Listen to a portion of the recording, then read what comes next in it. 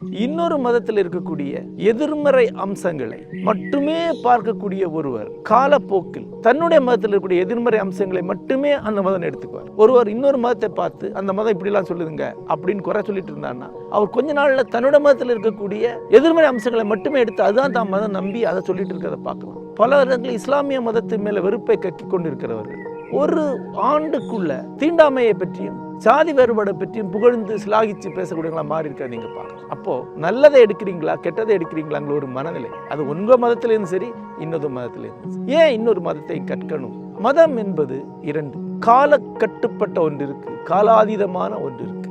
எல்லா காலத்திற்கும் பொருந்தக்கூடிய ஞானம் விவேகம் ஆகியவை மதங்களுக்குள்ள இருக்கு. அந்தந்த காலகட்டத்துடைய வாழ்க்கை முறைகள் நெறிகள் நிபந்தனைகள் அதே மதத்தில். இதுல எதை நீங்க எடுத்துக்கொள்றீங்க, எதை பொருட்படுத்துறீங்கிறது தான் முக்கியம்.